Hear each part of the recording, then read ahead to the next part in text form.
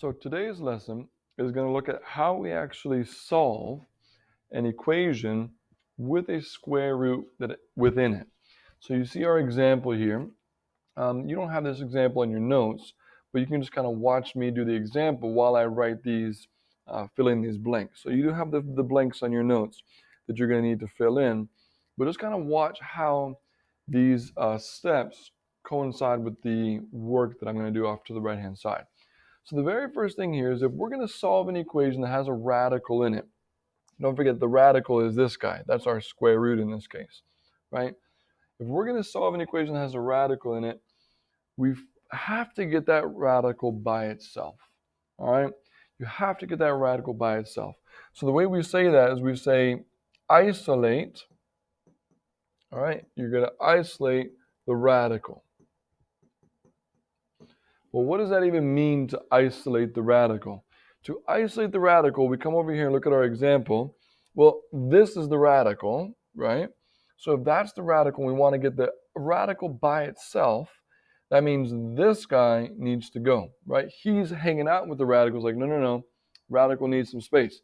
So the way you've been moving terms around since middle school is to simply add 5, in this case, to both sides, right? So if we add 5 to both sides, we now have the radical by itself, square root of 2x minus 3, but now it equals 9 because that 5 canceled out, so now it's equal to 9. The radical is now isolated. Step 1 is done. Check. All right, we've got that radical completely alone. Now, step 2.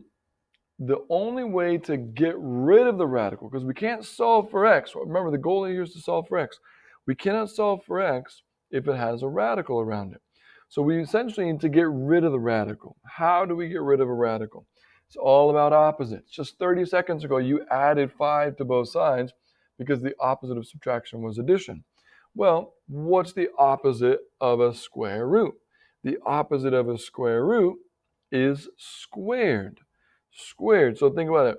X squared is the opposite of the square root of x. These guys are opposites, just like addition and subtraction or multiplication and division. So in order to get rid of a radical, we first had to isolate it, but that's so that we can now square both sides. We're going to square both sides of the radical, or excuse me, of the equation, right? So to square something, you simply put it in parentheses and square it. Put it in parentheses and square. So if we simplify that, all that does for us is it essentially erases the radical sign. And if we are erasing the radical sign, then what's inside the radical is all that remains, right? What's inside the radical is all that's left behind. So 2x minus 3 is still there, right? The radical's gone, but the 2x minus 3 is still there. Now, the 9 didn't have a radical, so we actually have to square that. 9 squared is 81, right? And so now that we've got the radical gone, we basically have a two-step equation. And so you've been solving these since middle school. Our last thing is to simply just solve for x, or whatever variable it is that we're looking for. So we're going to solve this for x. I'm going to add 3 to both sides. Super easy. 2x equals 84. Divide by 2, so x equals 42. There's our answer. We've solved our radical equation by first isolating the radical. We've isolated it. We got that radical sign here completely by itself. Then we got rid of the radical sign. We got rid of the radical sign by taking the square root, by squaring. We got rid of the square root by squaring. So we raised it to the second power, both sides, even though there wasn't a radical over there. And then that basically gave us a very easy equation to solve. So let's try some examples. And you'll notice that if you look at your notes, there's an example and then there's a you try it. All right. You can watch my examples and then you can try these out. So in this example, example 1, we actually have a radical on both sides and they're isolated from each other. So step 1 is already done. The radicals are already isolated. So step 1 is good. So step 2 is to square both sides. So I'm simply going to put these in parentheses, both sides, and I'm going to raise them to the second power. Because to get rid of those square roots, we have to raise them to the second power. So when we do that, the radical sign disappears. 3x equals x plus 6. This is actually super easy stuff, right? Which is good. So we can now simply subtract the x over. We're left with 2x equals 6, so x equals 3, right? And you can always take this back and plug it in and see if it's working, but it is. If you take that 3 back in, 3 times 3 is 9. Plug that 3 in here. 3 plus 6 is 9. So square root of 9 and square root of 9 both equal to 3. All right? Example 2, you're like, whoa, hold on a second. This was easy until now.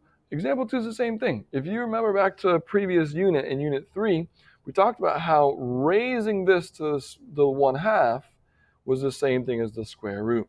Raising something to the 1/2 power is the same as the square root sign. So if you want to, you could rewrite this question. You could rewrite the question. If you just are totally against fractions, you could rewrite the question as square root of 7x plus 6 minus the square root of 9 plus 4x, all equals 0. It's totally up to you. That is the same thing. But you'll notice in this example that the radicals are not isolated. They're on the same side.